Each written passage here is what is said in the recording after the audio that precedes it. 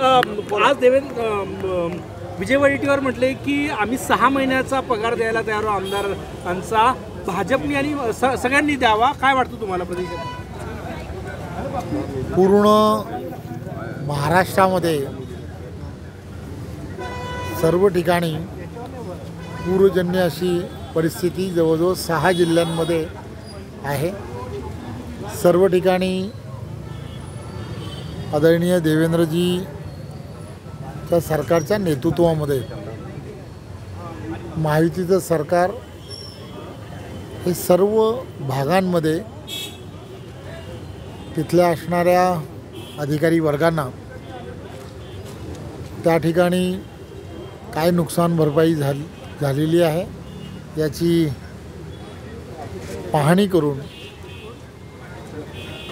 तिथल्या असणाऱ्या पूरग्रस्त नागरिकांना आवश्यक असणारी सर्व मदत करण्याचं ठरवलेलं आहे. त्यामुळे सरकार मायबाप म्हणून पूर्ण तिथल्या असणाऱ्या नागरिकांच्या, शेतकऱ्यांच्या पाठीशी खंबीरपणे उभा आहे.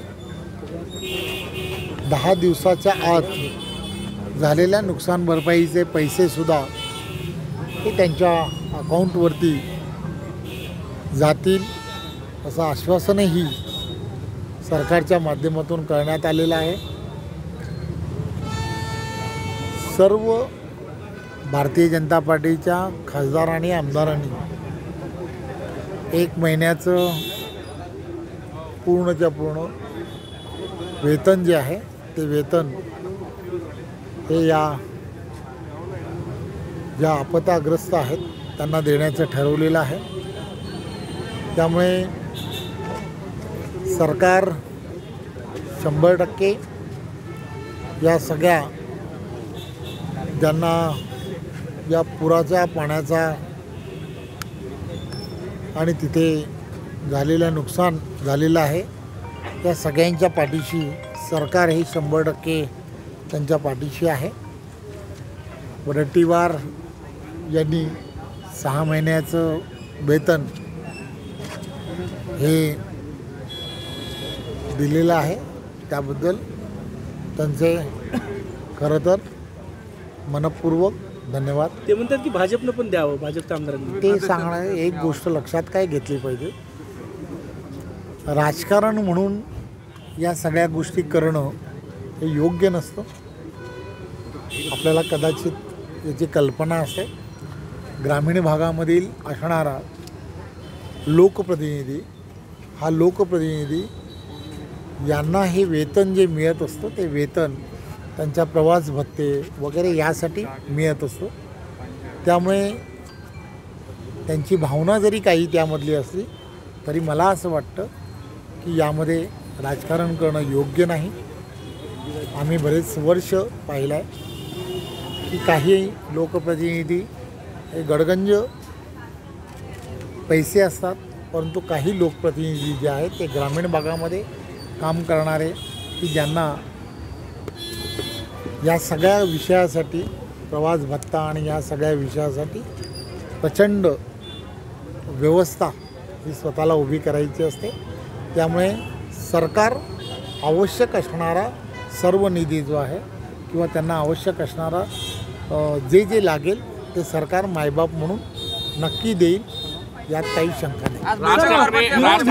सर, विरोधक जे आहेत यावेळेस सरकार बांधावर होतं दुसऱ्या दिवशी पुराच्या, विरोधक घरी बसून बहुतांश विरोधक टीका करतायत. विरोधकांनी दबाव निर्माण करायला पाहिजे, परंतु ते कुठेतरी नुकसान भरपाईची पाहणी करताना दिसत नाही.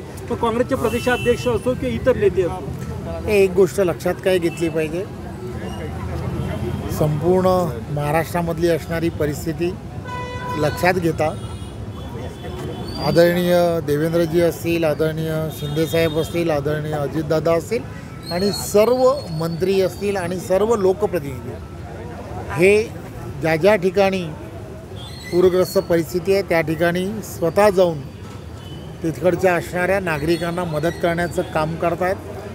खरं तर या सगळ्या विषयांमध्ये कोणावरती अशी आपत्ती येऊ नये ही खरं तर धारणा प्रत्येकाची असली पाहिजे.